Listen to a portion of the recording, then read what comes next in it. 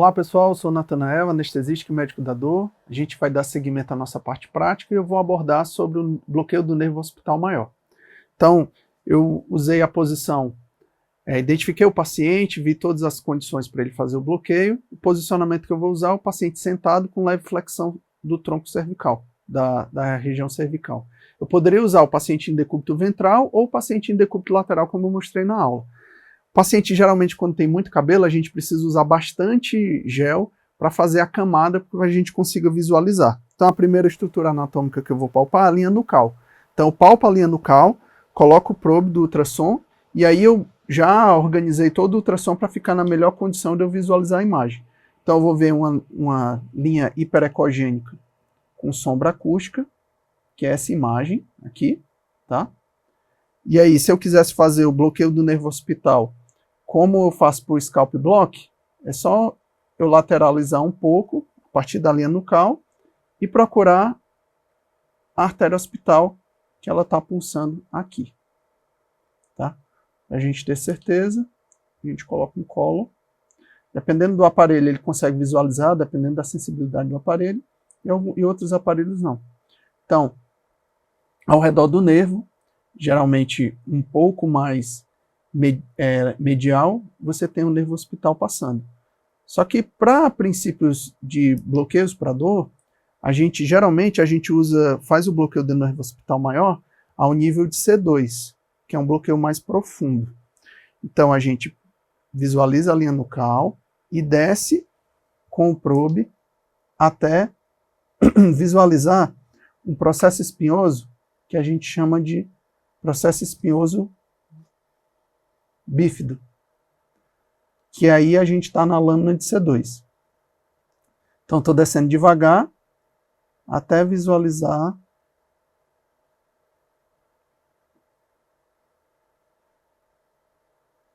processo espinhoso bífido que eu acabei de visualizar aqui. Tá? Então, a gente desce, a gente consegue às vezes ver a lâmina de C1, o grupamento muscular, e aí eu desço até ver uma linha hiperecogênica, uma do lado da outra, que é essa imagem aqui. Aqui, um processo espinhoso, outro processo espinhoso. Processo espinhoso bífido, isso quer dizer que a gente está em C2. Quando eu visualizo o processo espinhoso, eu lateralizo a minha imagem, e aí eu vou fazer o bloqueio do lado direito do paciente, tá? E eu angulo a parte distal do probe para o processo mastoide. E assim eu vou visualizar 3 grupamentos musculares, que são importantes para fazer o bloqueio do nervo occipital. Eu vou visualizar o nervo, aqui o músculo trapézio com esplênio, o semiespinhal e o oblíquo captus inferior, que é o oblíquo inferior da cabeça. Então, para fazer um mnemônico, é como se a gente estivesse fazendo um tap block, que a gente usa o oblíquo externo, o oblíquo interno e o transverso. Então, a gente vai visualizar o nervo occipital maior entre o músculo, semiespinhal e o oblíquo inferior da cabeça, e ele fica com a imagem hipoecogênica, que é essa aqui que a gente visualiza. Se eu for mais medial, mais ou menos ao nível da lâmina, processo espinhoso, eu consigo ver o nervo occipital terceiro também. Tá? Então, voltando aqui para a imagem, eu consigo ver essa imagem aqui, ó, fácil de ver. Geralmente tem um vaso aqui, mas ao redor do vaso tem um nervo occipital. Você vai com um agulhamento em plano, geralmente de lateral, que é aqui, para medial, e você instila a medicação. Se for um bloqueio diagnóstico, você faz 4 ml, 5 ml.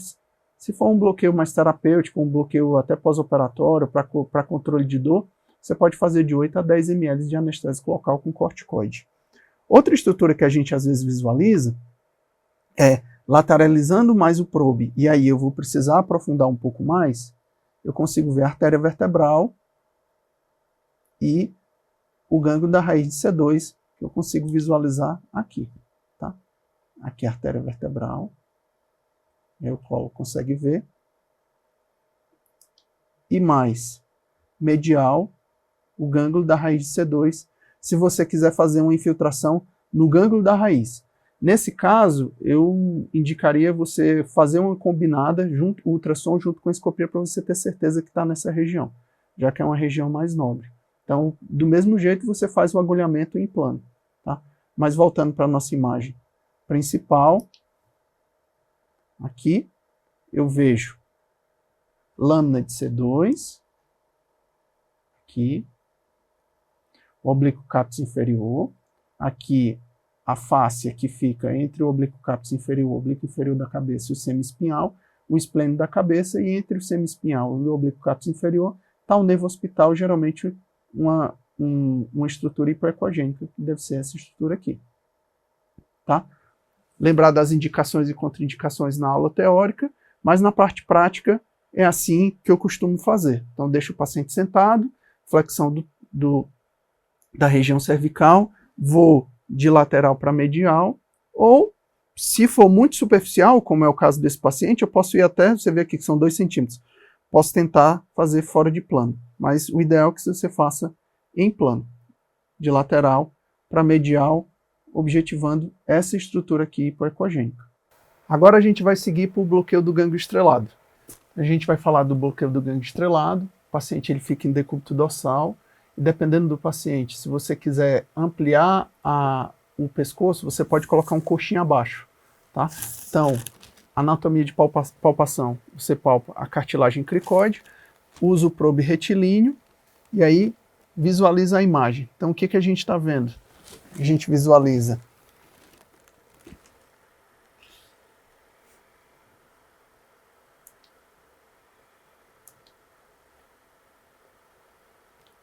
cartilagem, tireoide, carótida. E aí a gente precisa entender, ao nível de C6, que é o tubercle chassaina, que é o marco anatômico para a gente fazer o bloqueio do gânglio estrelado.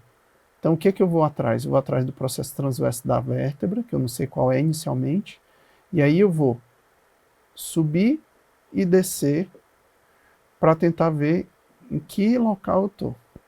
Então aqui eu já estou vendo um tubérculo anterior maior que o tubérculo posterior e a raiz nervosa saindo.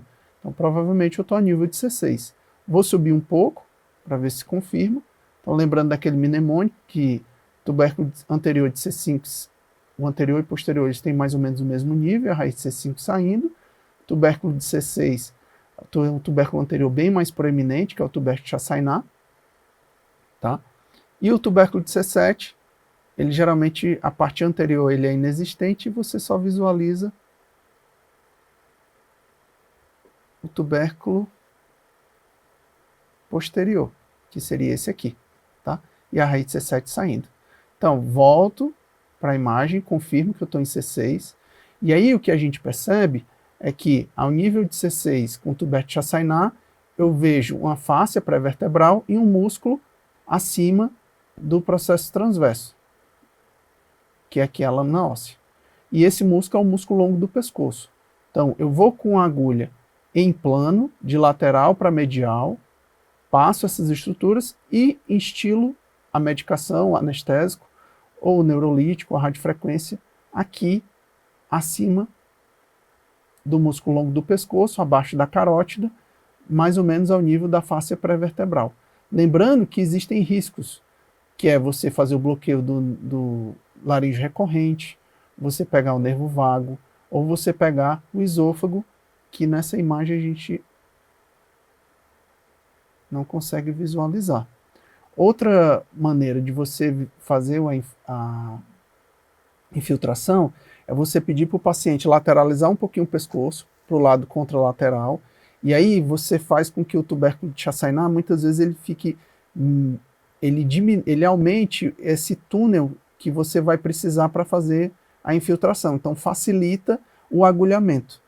Outra maneira é você descer um pouquinho mais, enquanto visualiza o músculo longo do pescoço, você faz desaparecer o tubérculo anterior, porque aí você fica com mais ângulo para entrar, tá? Lembrando que aqui é a jugular, e aí você entra um pouquinho mais caudal, você vem com a agulha e injeta a medicação. Geralmente eu faço anestésico local com corticoide, nos pacientes com as indicações que eu já mencionei, mas principalmente paciente com síndrome dolorosa complexa regional, dor, amputação no braço, ou zoster facial. Tá? Sem estilo anestésico, e você vê as alterações clínicas do bloqueio do gânglio estrelado. Então, faça você mesmo do gânglio estrelado. Primeiro passo, decúbito dorsal, palpa a cartilagem cricoide, visualiza tubérculo anterior maior que o tubérculo posterior, estou ao nível de C6. Vejo raiz de C6 saindo, jogo o probe mais para medial, visualizo carótida, vejo jugular, esternocleidomastoide e músculo longo do pescoço acima do processo transverso de C6. O que eu faço com o paciente?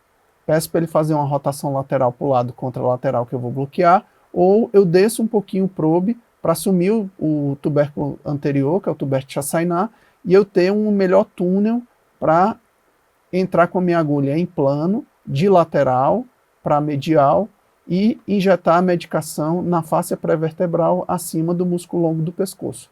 Em geral, 5, 6 ml de solução anestésica para fazer o bloqueio do gânglio estrelado. É isso, pessoal. Faça você mesmo. Espero que tenham gostado e vamos para a próxima aula.